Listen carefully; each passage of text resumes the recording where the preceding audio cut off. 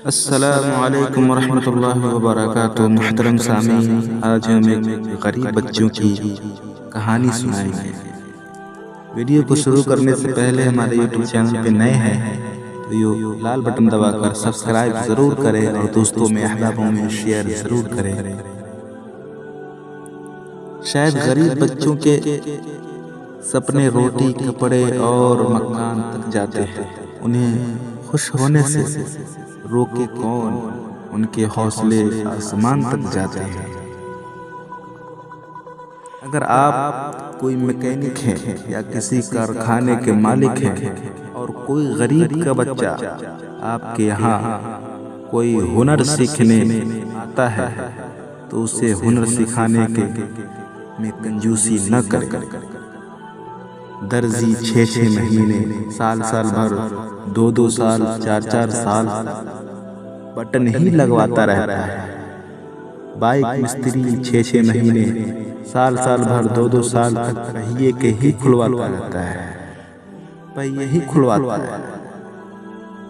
कुछ लोग तो इस नीयत से भी काम नहीं सिखाते हैं कि काम सीख लेगा तो फिर नया मुर्गा कहाँ से लाएगा।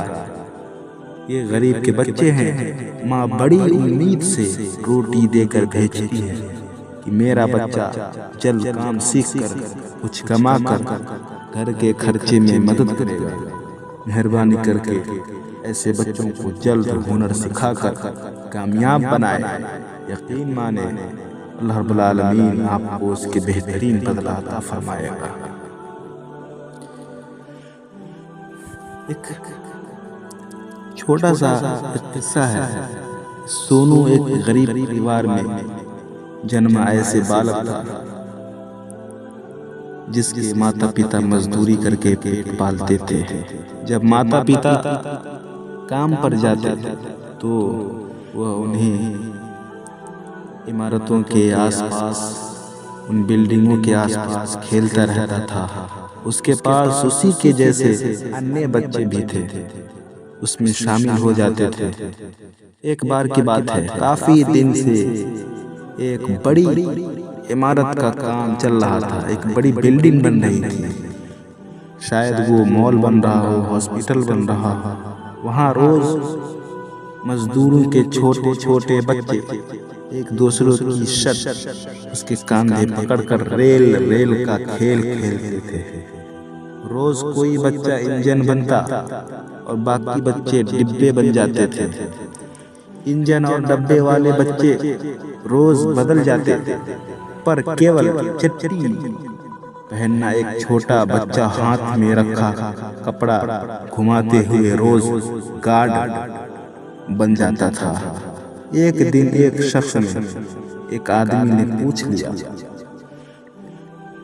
कि उसने गार्ड बनने वाले बच्चे को पास बुलाकर पूछा, तुम रोज गार्ड बनते हो, तुम्हें कभी इंजन, कभी डिब्बा बनने की इच्छा नहीं होती है?